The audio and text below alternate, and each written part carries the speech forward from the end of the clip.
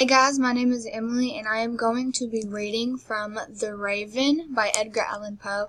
Edgar Allan Poe was born January 19th, 1809 in Boston, Massachusetts. He died in October 7th, 1849 in Baltimore, Maryland. The Raven is honestly one of my favorite poems by Edgar Allan Poe. I'm just going to start.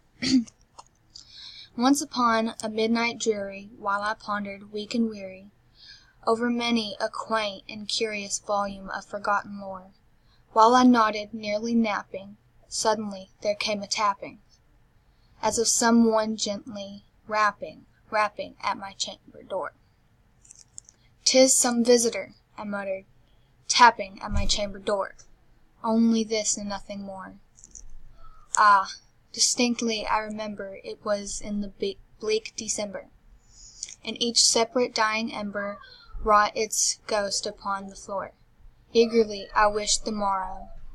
Vainly I had sought to borrow from my books surcease of sorrow, sorrow for the lost Lenore, for the rare and radiant maiden whom the angels named Lenore, nameless here forevermore.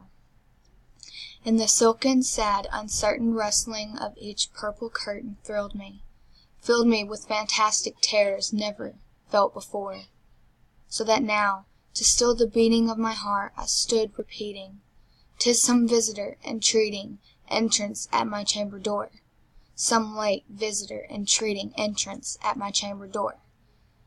This is it, and nothing more."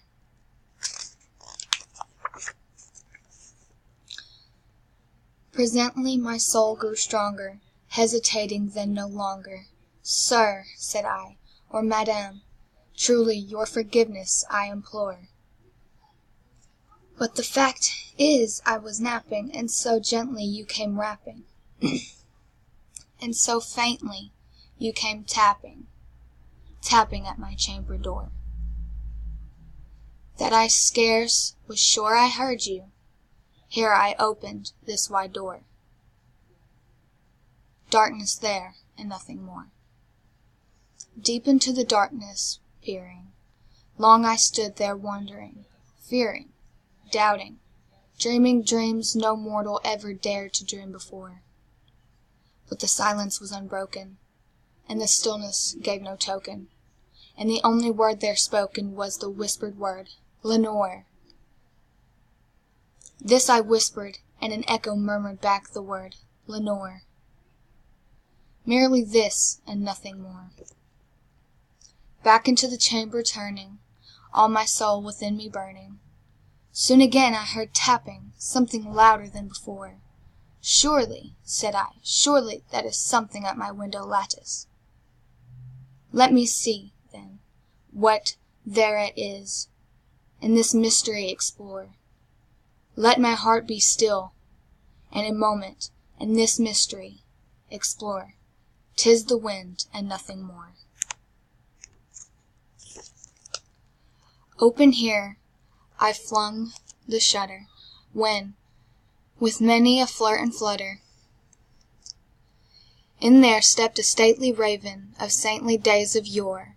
Not the least obeisance made he, not a minute stopped or stayed he, but with mien or lord or lady, perched above my chamber door, perched upon a bust of Pallas that just above my chamber door, perched and sat, and nothing more. Then this ebony bird, beguiling my sad fancy into smiling, by the grave and stern decorum of the countenance it wore, "Though thy crest be shorn and shaven, thou," I said, "art sure no craven, ghastly grim and ancient raven, wandering from the nightly shore. Tell me what thy lordly name is on the night's Plutonian shore." Quoth the raven, "Nevermore." Much I marvelled this ungainly fowl to hear discourse so plainly, though its answer little meaning, little relevancy bore. For we cannot help agreeing that no living human being ever yet was blessed with seeing bird above his chamber door. bird or beast, upon the sculptured bust above his chambered door, with such name as Nevermore. Thank you for watching.